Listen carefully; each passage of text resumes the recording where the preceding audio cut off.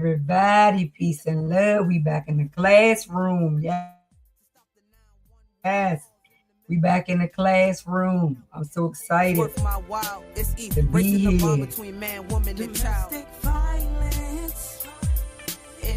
The classroom. It's another opportunity. Everybody coming in. Y'all know how we do. Hey, be home. Talk about it. Okay, let's go, young motor. Hey, stop. What y'all? It's coming down like raindrops. Let's go, everybody. Let's go, everybody. So happy to be in another place.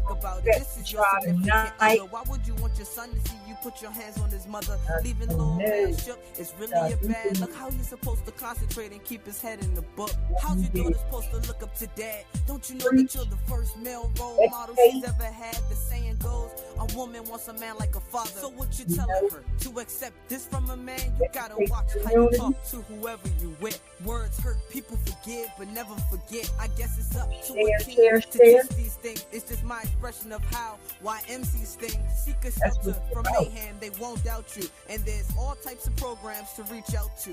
No need to feel ashamed, cause it's not your fault. And this evil way of living has to come to a halt. Okay, let's go. Everybody. It has to stop. It's coming down like raindrops. Domestic violence ain't going nowhere. We ain't even cracked the solar. We have not. Let's get into it. Thank you, Young Motor. Love me some Young Motor. All these years later, and my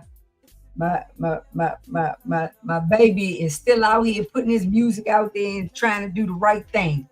But let's get into it, because guess what? Domestic violence ain't going nowhere. We have not cracked the souls of no domestic violence. And y'all know we haven't opened up no door to be able to begin to talk about domestic violence, because it's still taboo for a lot of people, and there's still a lot of people that's afraid to have the subject, have that conversation, because they could be going through whatever they going through, and so we constantly are sugarcoating the behavior. We just sugarcoat the behavior. We dress it up. People say we dressed up the messed up. We do that too. We dress up the mess up. What else we do? We hide it. We lie about it. The victim and the abuser don't accept responsibility. They both lie about it. I mean, we don't know half the time who's telling the truth, because that's how it trends. That's how it trends. That's when you're in that cycle of balance like that. You do that. That's the behavior that come with it. And so when we want our family members and stuff to just leave, we keep talking about them, just leave. I can't even get it out, because we say it so much and it get on my nerves, because you uneducated, it obviously sitting up here telling your loved one to just leave. That's not a good idea. So we, the school for domestic violence, that's what we are. We are the school for domestic violence and all of those beautiful umbrella topics that fall under, right? That fall under domestic violence. That's what we do. So we put that information out there about the many tags of domestic violence: verbal abuse, emotional abuse, financial abuse, sexual abuse, physical abuse. We talk about all 5 of those tags being the cause of domestic violence. Being able to survive, for generations, survive across dinner tables all across the world.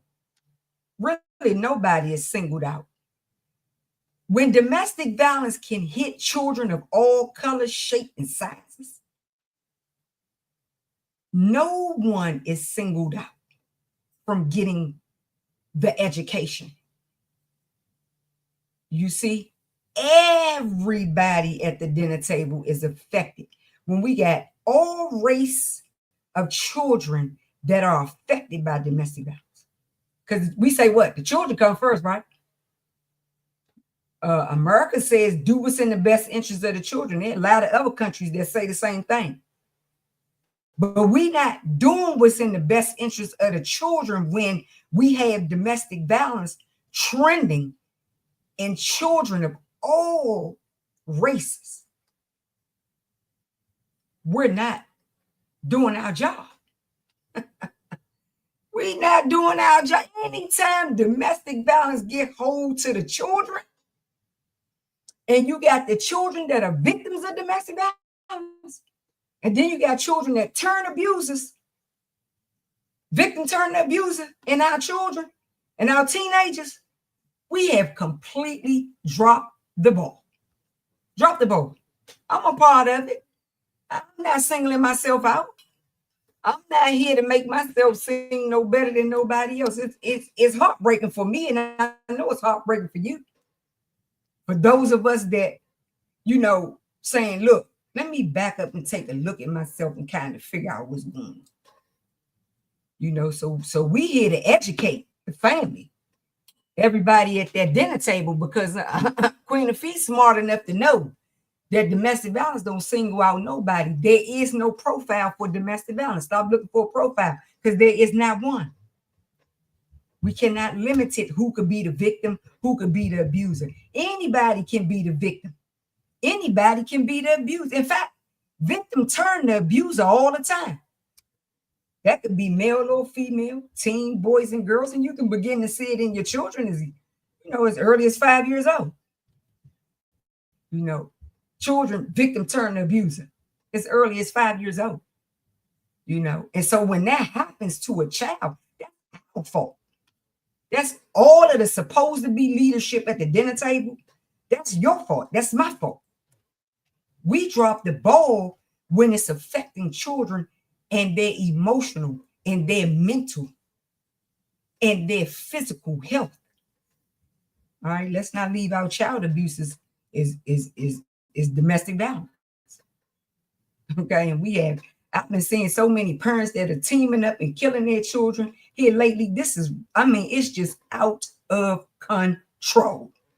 Out of control. You still got men that are killing women, out of control. You have women that are killing men, out of control. A lot of these cases are not accidental. A lot of these cases are not associated with mental illness. But you want to tell me that the abuser have a mental illness. I beg to differ. Show me some paperwork that says that, please. And then maybe, we can talk about that. All right. So we are here to educate you and your family. So, the expert education corner with Queenafi. This is what I do. Right. Where I get in here and I talk about those hard topics that you can literally bring to your dinner table and start talking about. Dinner table can be used as a metaphor because you're taking it out on the road with you. You're taking it when you're driving your children to college. You're taking it when you're driving your children to Chick-fil-A. What's the album that they like? Chipotle, Chuck E. Cheese. You're taking it with you on the bus rides. You're taking it with you on your church, your fellowship trips, and your mentoring trips and things. You taking this conversation with you because it's a safe conversation. The conversation can save our children's lives. The conversation can begin to get dialogue going with our children, something that really excites their brains and makes them want to know more from an education standpoint. But when they live in it,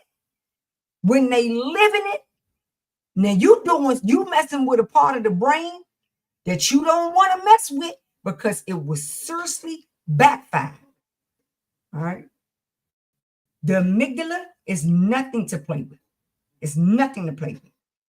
We want to get our children in the front of their prefrontal cortex so they're able to begin to analyze, you know, comprehend healthy cognitive functions so that they can ask the who, what, when, where, why, how questions about domestic violence and those umbrella topics that follow, right? That's what we want to do. We don't want our children living in this.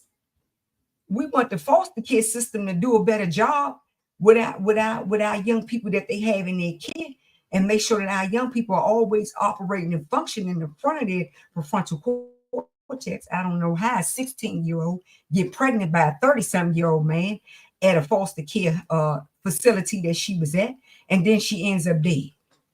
The baby dead, she dead. We got too many foster care children are being sent back to parents that you know that are abusive, and these parents do not show up their parenting classes. They make all kind of excuses. They turn in dirty ones, and you still talking about, oh, we'll work with you. No. When a child is involved and their mental and emotional and physical health is at stake, we are responsible and obligated to provide our children with the best care and the best opportunities. That's not what's been going on. Parents been getting away with killing the children because the foster care system been giving the children back to the parents that they know that have not been completing the treatment plan, have not been doing what they supposed to been doing on the treatment plan. Yes, I get it. You know, Child Protective Services is stuck between a rock and a hard place because there's so many cases and so many children, and it's not enough placement. But we got to do what we got to do to keep the children safe. For my children, to keep them safe, we got to do it. And it's hard, you know, and it's frustrating. It's you know, it hurts. Some of our Child Protective Services you know, workers that have to go through this and look at these children, you know, try to figure out what's going on. Even their brains be going to the amygdala because they be so hurt by these cases that are going on and so confused about what to do with the children that are in foster care. I get it. Our schools are jacked with the same issue because we got children that are trending domestic violence behaviors in the school, right? So where does that point to? The direction of the dinner table, because the teachers didn't wake up with your children last night. You did. So the teachers are trying to figure out confused and distraught and trying to hold their tongue and trying to hold their physical to not assault or hurt a child because their brains can go to the amygdala and the whole thing turns out bad. No, it's an absolute no. It's an absolute zero tolerance for that nonsense. So what do we got to do? We got to start opening up that door and having those hard topic, you know, dinner table conversations that will fire up the children's brains. But if you are living in it, you're not going to do that. If you live in it and this your story, you're not going to help your children. Most parents are not going to help their children. It may be a handful of parents out there who can really see, you know, the forest past the trees. But there are a lot of parents who cannot see that. All right, so that's what we want to do tonight. We want to enlighten, we want to empower about this beautiful topic, recovery, the importance of H2O in recovery. Whoa! Now, I've been to recovery, baby. Let me tell you something. I've been sat in numerous recovery meetings over the last 16. Let me tell you something, 16 years. They ain't tell me nothing about how H2O can assist me in my recovery.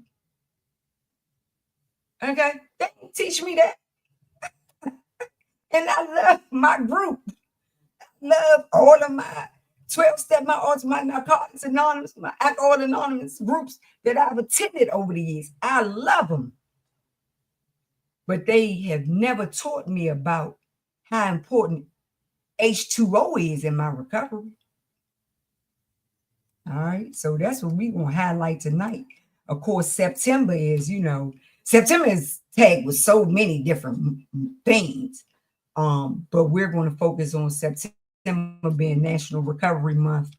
And zoom into that topic and kind of see, what we can come up with, how we can, get our brains, get those prefrontal cortexes rolling on down with that conversation and chiming in. Come on, chime in, students, while you're online. Scholars, if you're online, chime in. If you're on an anonymous call, Queenafi going to open it up if you want to have something to say.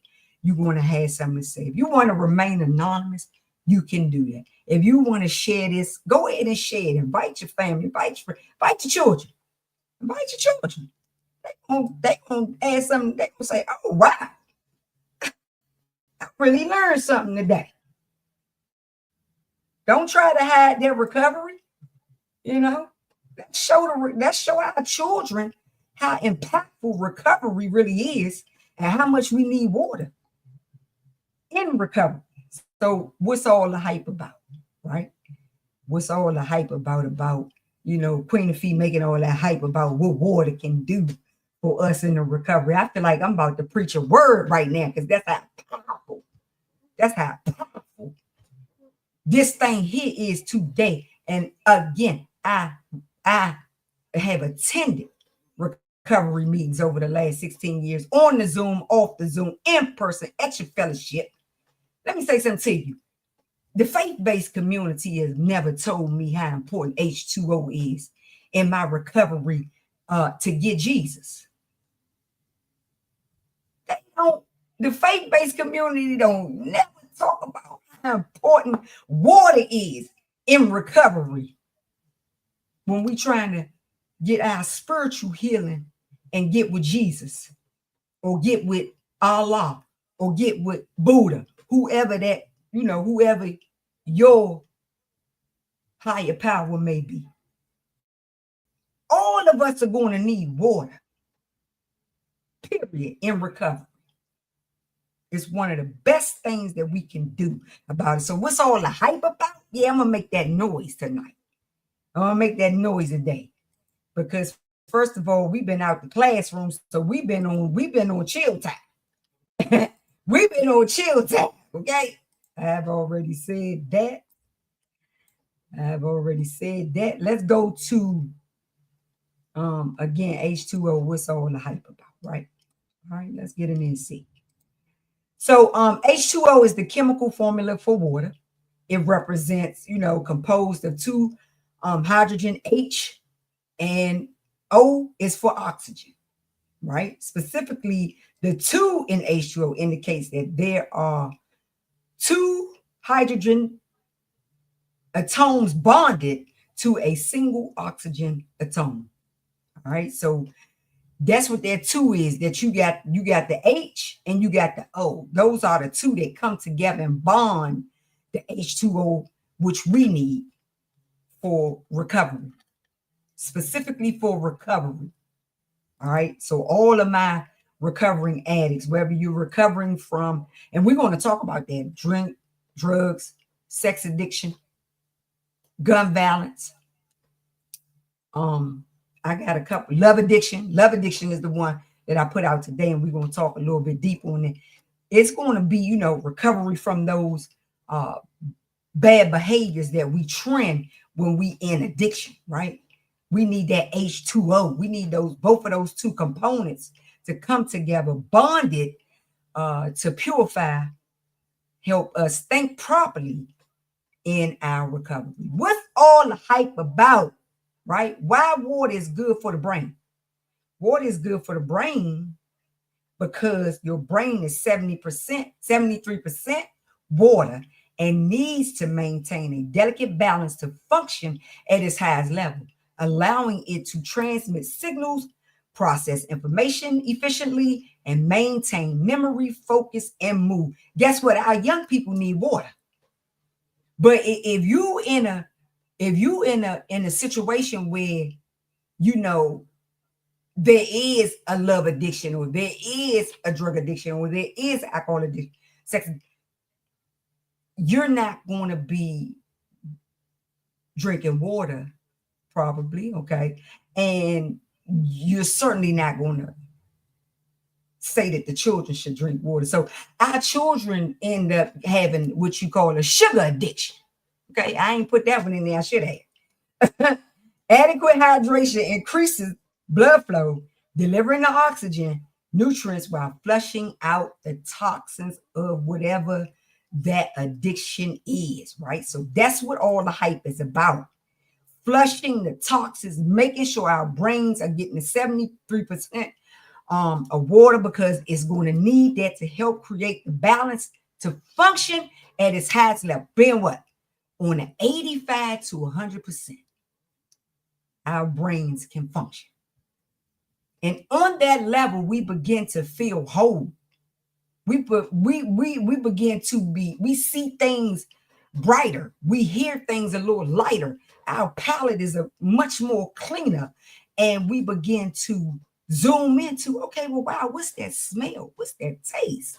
You know, we begin to move in. What am I feeling today?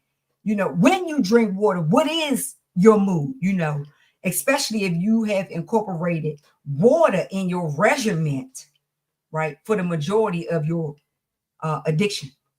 There are some addicts who do drink water, but when you have an addiction, it can just supersede a lot of that, right? What's all the hype about? All right, so these are the myths, some of the myths that are out there when it comes to water, right? You need to drink 8 glasses of water a day. The recommendation of 8 glasses of water per day is outdated, not based on scientific evidence. Individuals need water.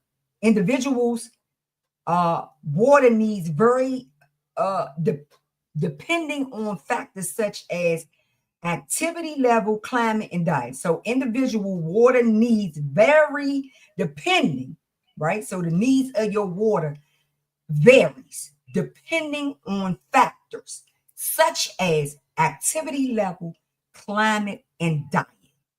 Now I know for me, I drink, hold on, here you go right here. I got all that right there. I drink that jug of water. I'm not playing about my brain functioning properly. Thirst is a reliable indicator of dehydration. By the time you feel thirsty, you are already slightly dehydrated. It's important to listen to your body and drink water when you feel thirsty, but don't wait until you are severely dehydrated. So constantly drinking your water throughout the day. Some of the myths that we're talking about. What's all the hype about when it comes to water? Drinking more water helps flushes out the toxins. The kidney specifically effectively filters toxins from your body, from the body. And drinking more water does not enhance this process. I always thought that, but I always thought if I drink more water, it'll make my kidneys work on 100%. But that seems to be a myth, according to the researchers, some of our researchers that are out there that, you know, get their hands on these studies. All right. You should just drink water irregardless. You should just drink water irregardless. Don't wait till you start having kidney problems and say, oh, I need to drink water. And then you're trying to just gulp water down and gulp water down and gulp water down. Go. We have to have been trained to drink water in the womb. And then when the children come out, we get them water. Don't add that corn syrup to it. I used to do that back in the day. That ain't no good. That ain't no good. Because it get the children addicted to sugar. And then they don't know nothing about no water. Or they want water with sugar in it. And when you try to put the water with the vitamin in it, they don't even understand that. So, yeah, because we do want to what? Do what's in the best interest of the children, right? Drinking water helps you lose weight. Now, I done heard this so many times, and I know you had to. It's a myth. While water can help you feel full, it does not directly contribute to your weight loss. Baby, you got to exercise, boo-boo. You got to exercise, change your diet, and have your water incorporated in there with you. That's a lifestyle change. You know, recovering addicts, we got to be willing to do a lifestyle change. That's always from the way we process, coming out of our amygdala and pulling everything to the front of our prefrontal cortex. We got to change our bad habits while we in addiction to begin to move to recovery. You got to admit. See, people say, well, what's all the hype about recovery? When that addict admits that I'm a drug addict, or I'm a sex addict, or I'm a alcoholic, or I'm a love addict, I'm a sugar addict. When that addict can admit these things, I'm a shopping addict. If you're doing all this shopping, you ain't drinking no water. I can tell you that right now. You ain't drinking this much water. Because even shopping is a distraction from drinking water. Because it supersedes what your brain and body really need to process about living. Because see, recovery is living and living is recovery. Those two go together every day. It's a lifestyle change. Bottled water is safer than tap water. Hold up, y'all. Hold up. I got to get a snaps to this myth. This is the researchers are saying that this is a myth. This is the myth right here. Now, I did not. And I know when I get the students over here talking, they might want to chime into this one right here. But it's saying in most cases, tap water is just as safe as bottled water. However, it's important to check your local water quality report. Now, that's what you need to do. But I go out to the schools, and the children, I be saying, they got water fountains out there. I be out at the park. I tell my children, look, they go water fountain, get you something. Even though I got water on me at all. 24/7, I got water on. I say, get some water from the, from the park. Get some water for the water fountain. No. That's my children. Yeah, hold on, wait a minute there. So if you mean to tell me you out in the desert trying to survive, and you don't think you're gonna drink the first thing of water that yes, you are. Especially if you can't get to no report. You just got to do what you got to do. Of course, they look at me like I'm crazy. Drinking too much water can be dangerous, and so many people have told me this over the years. When I was in my amygdala, people was telling me that drinking too much water can be dangerous. Why are you saying that, son? Boo-boo, sister, brother? Bruh, as my young people say, why are you saying that? Homeboy, homegirl? Wow, it is possible to drink too much water. There is a rare and typically only occurs in people with underlying health conditions.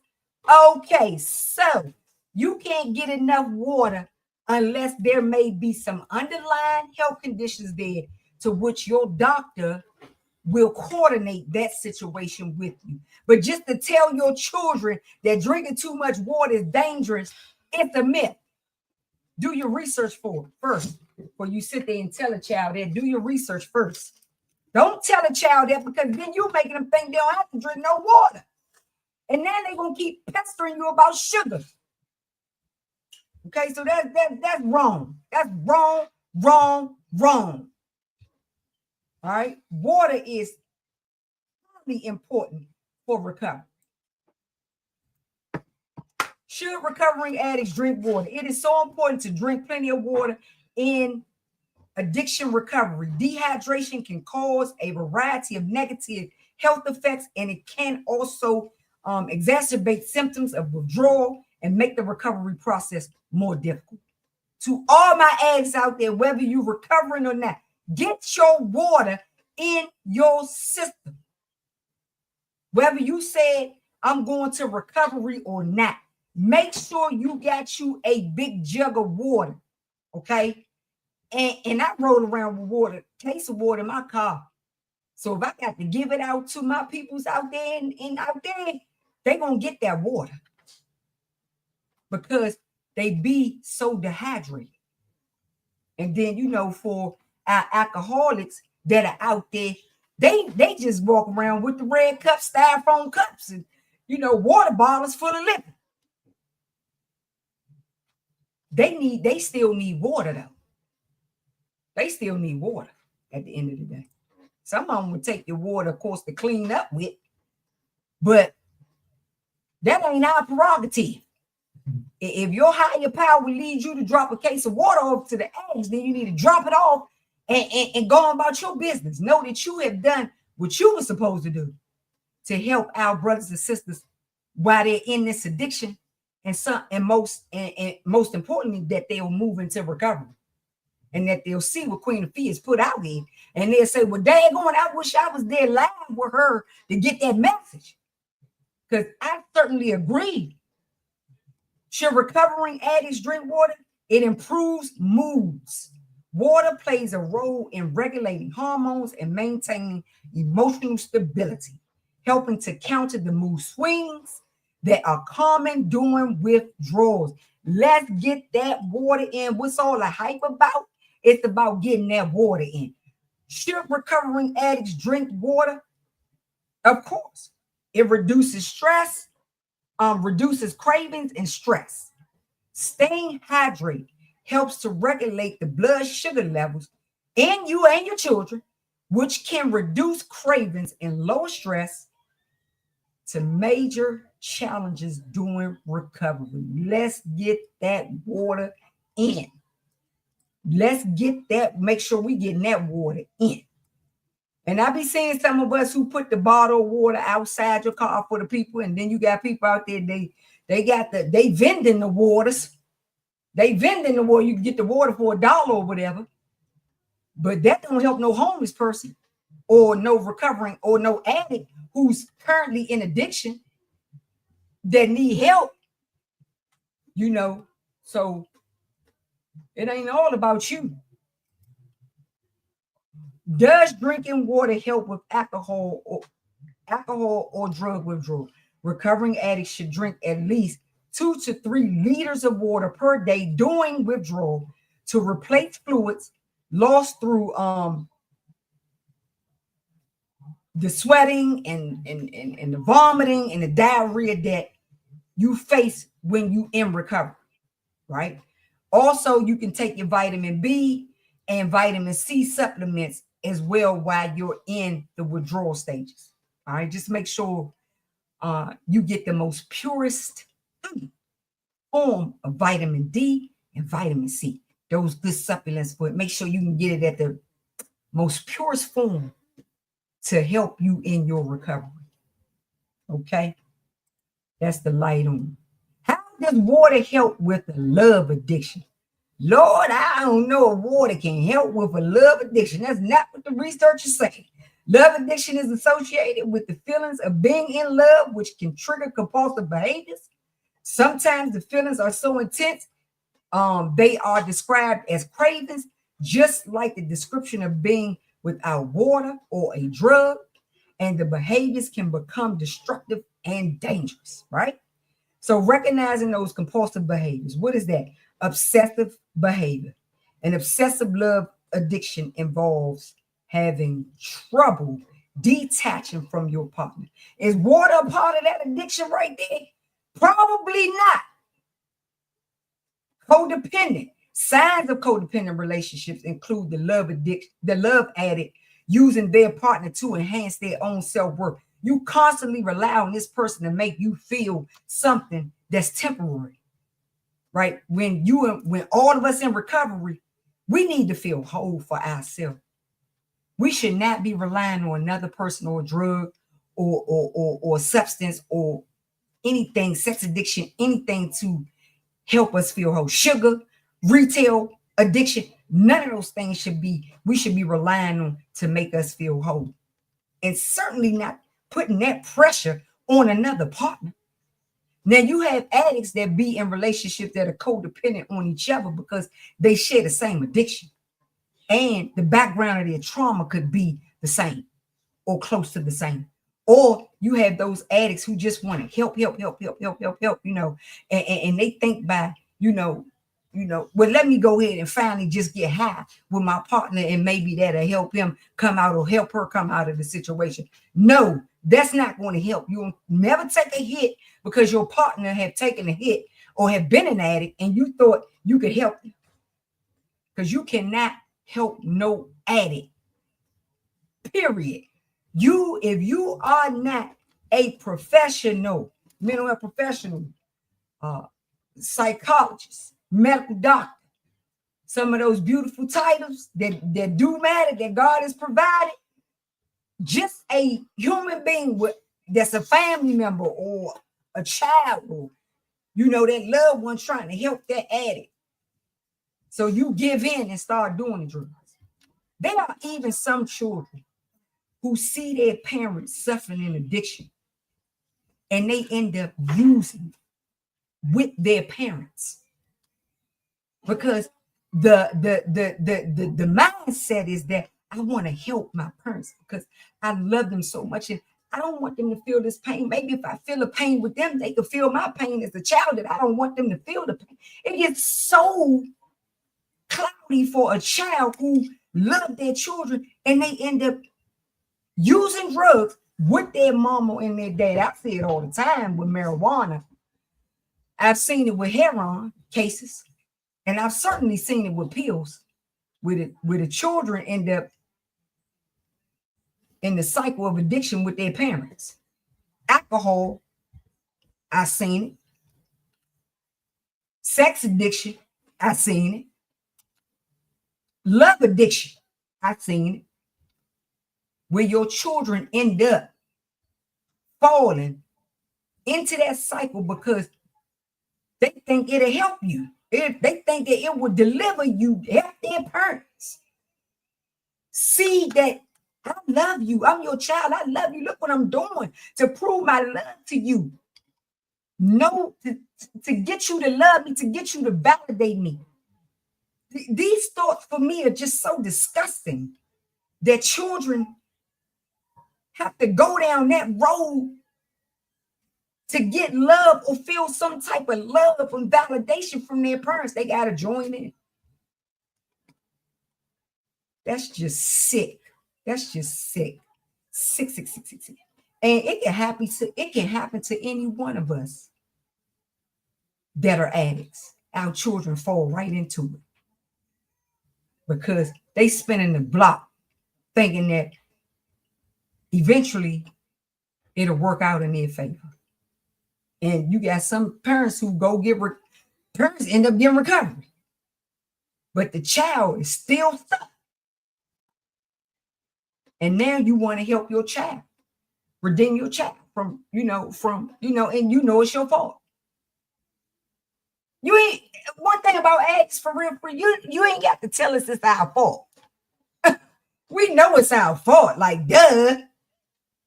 You don't have to drill that into my head. Never think that you telling the addict you could just stop. No, you can't just stop. No, you can't. No addict can just stop. There are medical things that we got to take into consideration when we telling the addict to just stop. There are those mood swings that we got to take into consideration. That's why addicts need a professional on deck to help us understand and process what that addict could be going through. The addict that don't know their way to recovery. And they could have been praying to their higher power for recovery. But they could be telling you, I want to stop. But they are afraid, confused, don't know what that look like. And I'm in love with a drug or with a substance that don't talk back to me, that don't judge me, that don't criticize me, that don't blame me, that don't make me feel bad, that don't tell me I could just stop, that, I raised you better than that. That don't help no addict. Stop.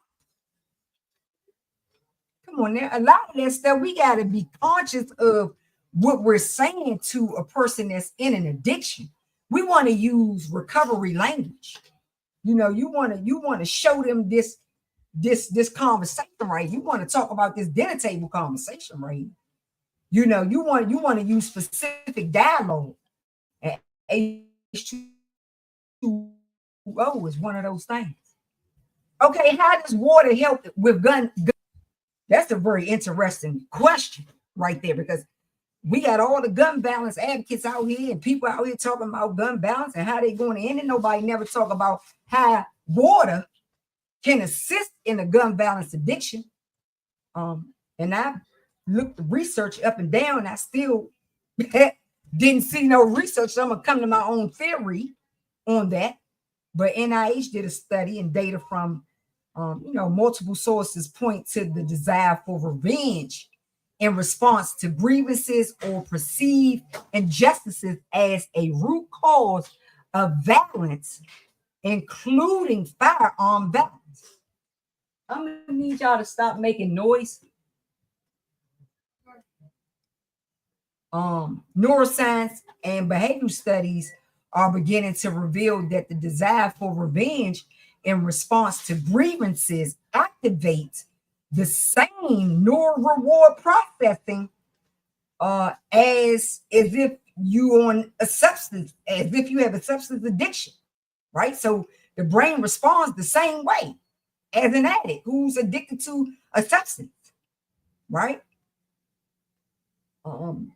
Suggesting that grievances trigger powerful cravings for revenge in anticipation of experiencing pleasure, right? So based off of that and what we've talked about here tonight, we see that water can be powerful in even a gun violence addiction. And really, because the brain responds to it the same way it responds to a substance, okay? And we know that water can help. Water does help, and it's one of the number one factors when we talk about recovery. Okay. And they're gonna get a little bit more, you can go out there and do your research for yourself, but it did not specifically link H2O and gun violence addiction together, but it does say that the brain is rewarded the same way as if it was a substance, alcohol, whatever addiction. It responds, that dopamine, boom, it shoots to the brain too fast and you become very addicted in a short amount of time. All right, so that's what these things. And now young people are addicted to it. They are addicted to gun violence and addicted to the guns and the shape of the guns and how many rounds a gun can shoot and the ammunition. They are addicted to that. And if you ask me, I think they more addicted to the ammunition than they are the actual gun that will shoot off the ammunition.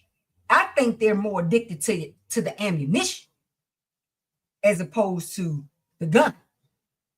Okay, that's my own thoughts with that. All right, that was my bonus slide. And my other bonus slide was the love addiction. So I just, wanted to bring more of that goodness in there that we can chime into. So I'm coming to conclusion, right? Because I want to see if I got any students out there that want to chime in to the conversation, right? Which water is better for recovery? I mean, you got the mineral-rich waters contains essential minerals such as calcium, magnesium, potassium. You have those kind of waters that are vital to our recovery, okay? And adding those things that we need for our brains to begin to disassociate, detach from, the cravings of the recovery, right? I also discovered that in some research, a CNN report said that in sparkling water is just as hydrating as regular water. I know I've had some students reach out to me about that before, and here's the evidence here, or here's somewhat of a article on that. Sparkling water is just as hydrating as non-carbonated water, but you may want to skip it during your next workout anyway. I drink sparkling water. I incorporate that into my water regimen. I've been doing great. So, you know, for those of us that drink sparkling water, because we might want a little bubbly, you know, according to the CNN report, we really not doing no harm to ourselves by having sparkling water. All right, put the red cup down, put the blue cup down, and the old cup. I meant to put the old cup right there. Put that old cup down, right? Put that old cup down. Put that old cup down. And y'all be hearing the band say back, y'all say, I like the old cup. Now y'all know when y'all hear people talk about them old cups, will be inside them old cups. Okay, and it ain't no water. It's no water in the old cups. Don't even try it with me. Don't even try. All right. Begin to create your sticky notes to remind yourself to drink water. That's simple. Anytime you eat, drink water. Number 3 says set multiple alarms on your phone throughout the day for your water. Make time to drink that water, you know, while you in recovery. Let's make that time. Even if we're not in recovery, we still, and there's a lot of homeless people and addicts and everybody else walking around with cell phones.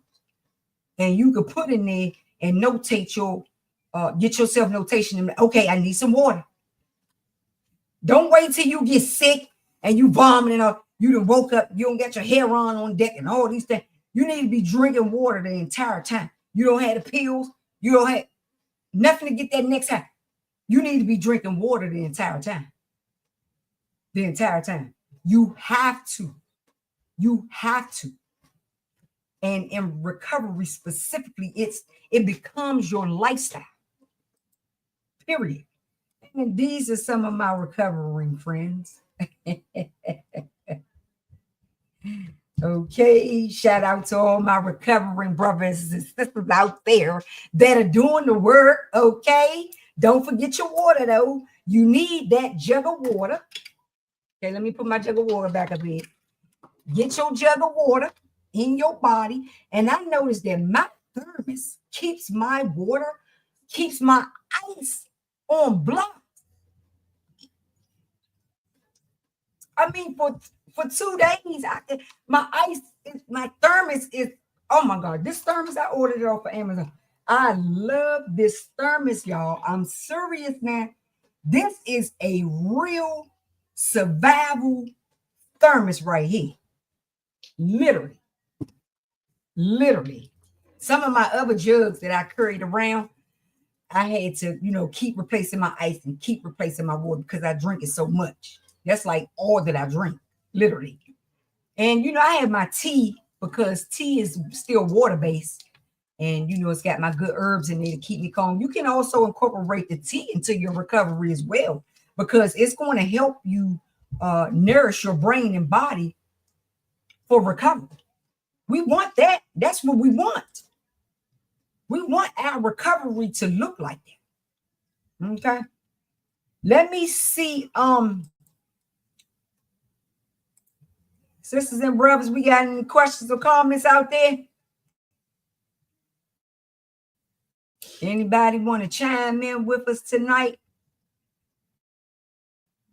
Yes, Queenafi, can you hear me? Peace and love, sis.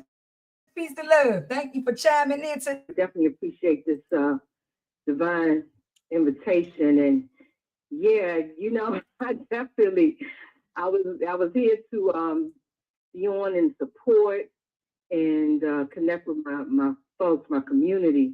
But definitely, I can tell you, when you start talking about proper hydration, yeah, you definitely got my attention, because it was such a powerful. One thing about it, I've been a holistic practitioner for many, many years. Oh, yeah. And I'm also a certified hydration specialist. Yes, ma'am. So when you start talking about the amygdala, the frontal cortex, all of that, that's my love language. And I've done many health and wellness presentations. And even I remember some years ago, you blessed me with the opportunity to speak on a domestic violence panel. And I still remember this. This was, I can't remember how many years ago. But most people are not aware of how powerful hydrating, particularly at the cellular level, because there's over 90% of people, most people are clinically dehydrated. I don't care how much water you drink, because the truth is the water, not so much the brand or the type, it has to penetrate at the cellular level. Right. So that's what I specialize in. One of the things I would say, along with detox and so forth. So the information that you shared tonight was very powerful, because I'm a very practical person, as well as, knowing it's important to empower people. What's something simple enough that, like, when we get off this line, what's something simple that we could do, like, right now? So that's one thing I definitely love and appreciate about you. You work from your heart chakra. I have mad respect and love and honor you, sis, and definitely encourage you to keep doing what you do. And definitely, I will say, it's not just the type of water, because I'll say this, a lot of people are aware of alkaline water, and we've heard about that. But it's also critical that your water is mineralized as well, because you can trace every sickness, ailment, and disease back to a mineral deficiency as well. And most importantly, is the solution to be able to support people to allow that water, because the truth is, even if you drink 2 gallons of water a day, it's typically just going in and out. Right. So it has to permeate that cellular level. And I'll definitely say, for any folks, you let me know however we can connect. But definitely, I have a simple solution that can support people to hydrate at the cellular level. So that same water that they drink, it actually enters the cell. And you're right. When being that your body is made up majority of water, over 70% water, all of your organs over 80-some%. It's a simple solution, and you definitely gonna shift. You gonna feel better being properly hydrated. Right. So thank you, so much for opening up the line. Thank you for the invitation tonight, and continue to stay powerful and transform the quality of people's lives. Definitely love and appreciate you. Thank you too, sis. Put your information out there. Tell the people who you are and what you do. Put that information out there. Well, the best way to reach me, my name is Deanna DeWitt. Thank you, Queen. And I'm old school, so I would say the best way to reach me is just call me. I'm right in the local DMV. And even, if you live in Georgia, wherever people live, they can still just give me a call, and, we can talk. But I can tell you, one of the things I'm going to always support people with, because I specialize in detoxification, cleansing of the lymphatic system, detoxing your body, and all of that, is definitely proper hydration. Sometimes I've had people even doing presentations, and they're like, well, why are you just talking about water? Because I know if I can help you to hydrate at the cellular level, that's going to help a lot of other things, because it's going to be able to flush out toxins, impurities, help you think straight, and all of that. So the best way to reach me is to give me a call on 240-882-3578, 240-882-3578. And anything that I could do to support it, just give me a call. My name is Deanna, and thank you so much, Queen. You're welcome. Thank you, sis. I appreciate you. You already know. We in this together, sis. Yeah, we definitely in this together. I'm looking forward to I'm gonna circle up with you after the call as well. Okay, we'll circle back. Okay, peace and love. Thank you, sis. Y'all heard what my sister said. She taking a holistic approach to our recovery. We can do that too. We can definitely do that. And I just thank God today that my body responds to the holistic approach, right? Because I'm grooming myself at this point to be more holistic, right? Because I feel connected to nature. And I love me some nature and H2. The both of those go together for me. You're not gonna hear a peep out of me long if I can go to nature and have my tub of water. You hear me? My tub of water ain't no joke. I keep trying to put it up. It keep getting blurry on me and everything. Y'all see my tub? My tub of water ain't nothing to play with out here in these streets. So don't be Okay? Trying to hide your red cup, blue cup, and your old cup from me. Because boo-boo, I already know what you feel like. You feeling heavy, you feeling bloated, you feeling your mood swings are just terrible up and down. You can't see the forest from the trees, you're always foggy. Your mental is not focused. And believe me, your amygdala is in control when it should not be. The amygdala should first consult the prefrontal cortex. And then we analyze that, right? And we break down that who, what, when, why. Then we take a pause. Then we respond or not. Yes. Your brain will become so smart drinking water. Okay. It will become so smart drinking water because guess what? You hydrating that brain. You hydrating the brain. All right. And you know what? Drinking water shouldn't even feel forced. I don't know why I feel forced to you. I mean, drinking water, if they take your butt in the hospital and hook you up to some IV, I wish I would have drunk some water. I should have listened to Queenafi and drunk that water. Boo, get your water. I mean, you can have the old cup. You can have the blue cup, the red cup. Put some ice in it and fill it up with water. Come on now. Right? You can help another addict out. You can make sure they got some water. Right? We can start having this talk in our Narcotics Anonymous meetings, in our fellowship meetings, you know, about the importance of H2O in recovery and what that can do for us. Right? Whether you on your sex addiction recovery, you on your substance abuse recovery, prescription abuse recovery, your love addiction, you know, that recovery piece, we can start incorporating how important water is in helping us in our recovery. We can start getting our fellowship community, our faith-based communities to start talking about how important H2O is in recovery. We're going to be on to something then. We're going to be covering a good amount of information, a good amount of conversation when we can start having it on that level where, yeah, okay, we're talking about the importance of H2O in recovery.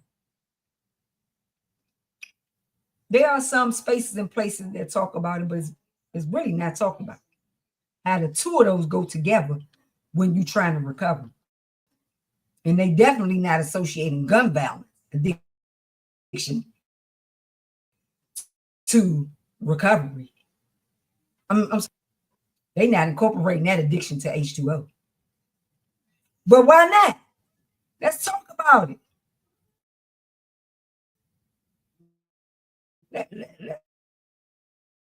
Let's start getting, you know, because water is going to help us rationalize. The frontal cortex, the more and more sober you get, the more it's going to come up to the front of your prefrontal cortex, the more you're going to start breaking down and feeling so bad because you have traumatized your own life with bad behavior and no water. And heck, some of y'all ain't been drinking water since you were children. Because I feel like that when y'all know when Lincoln signed the Emancipation, he just let everybody go. He wasn't teaching us nothing. He did not send us to no trauma tents. He did not assign us to get the help that we needed after our ancestors was there going through this.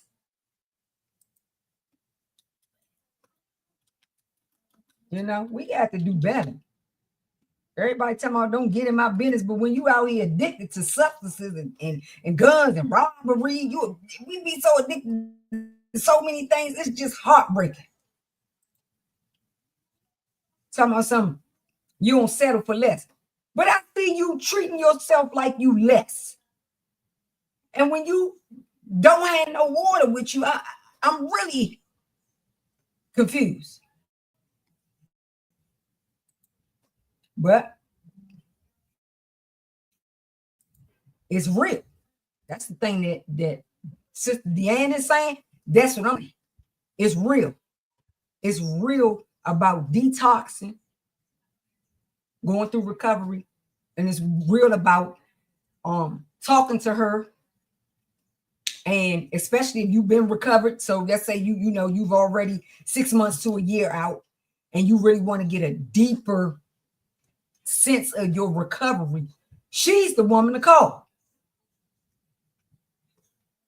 Okay. So make sure you go back and play this, get her information, and reach out to her, because that can holistically help us, especially if you want a holistic approach. I know it's to each his own. You know, everybody do what will make them feel good, will rock their boat. But we talking about recovery. See, that's what we talking about. We talking about that healing. That's what we talking about, because recovery gonna turn into the healing. Believe that, partner. So I want to thank y'all, my brothers and sisters, for chiming in tonight. I definitely want to thank y'all for chiming in tonight. It's always a pleasure. We are back in the classroom. Okay, we got some more subjects that we're going to talk about, that we're going to get down to the nitty gritty with. Of course, next month is Domestic Violence Awareness Month, so I'll be back, you know, bringing us another amazing topic for the dinner table. Ooh. Can I get your snaps? Can I get your snaps? Okay. And y'all be on the lookout for that. In the meantime, share. We back in the classroom. Domestic violence don't have no respect to person, and it happens all year. So there's no way we could be educating once a year in October. I get it. You making it an effort. You putting it to the front of your brain, and you can be conscious of it for this month. But once you do that, that should break the barrier of you doing it for the year. Making sure you in the classroom the entire time that we are putting education out there. Because we are the school for domestic violence education and prevention methods. That's what we're doing. And we want to have a real honest and transparent conversation that is going to get us upset and get us in our feelings. We don't feel good, but at the end of the day, when it starts resonating in your body, you will start feeling good. But you got to start somewhere. Everybody got to start somewhere if you want recovery. If you want recovery, everybody has to start somewhere. Ground zero. That's one thing about recovery. When you go through recovery, everybody starts on ground zero. Every person that want recovery will start with the number 0. All right, then you work your way up. All right, and anybody, our ancestors have given us the power to heal after they suffered for 400 years. They have given us the power to heal ourselves. They have given us the power to pray to a higher God, to heal ourselves. They have empowered us with education to heal ourselves. And that's what the School for Domestic Violence with. That's what we're going to do. The School for Domestic Violence and Prevention Methods. That's what we're doing. So at the end of the day, students, scholars, y'all need to make sure y'all in the classroom, or y'all know I send the recordings back out. Make sure you play that recording. Because I know some of y'all work at night, or you're around your abuser. You don't want certain things to be heard. You know, abusers are on here with us. get that information, begin to go into recovery, start thinking about, pre-contemplating recovery. And especially if you got children involved. If you hurt a child, America don't have no sympathy for you. Because they're going to say, look, there's multiple things that you could have did to fix this situation, especially in these times and these days. There's multiple things you could do to fix this situation. And basically, it looked like America, you chose not to. America look at you like you just chose not to do it. When in fact, addiction is hard. Addiction is hard. And some of us, we go to jail. Some of us get recovery in jail. Some of us get recovery in the hospital. Some of us get recovery through tragedy. But our young people are young. They don't deserve that.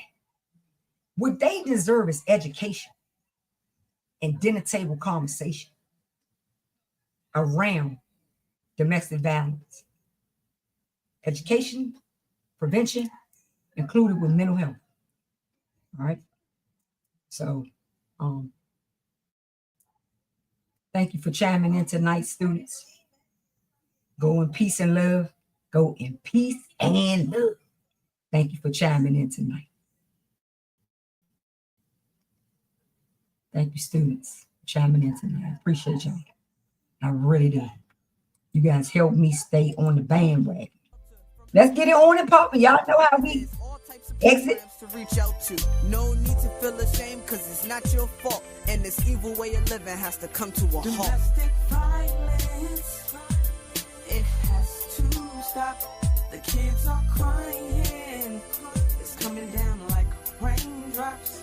It's a behavior we can't condone. It's breaking up our happy homes. Let's get it together, talk about it, and let them know that they're not alone. Domestic violence, it has to stop. The kids are crying. It's coming down like raindrops. It's a behavior we can't condone. It's breaking up our happy homes. Let's get it together, talk about it, and let them know that they're not alone.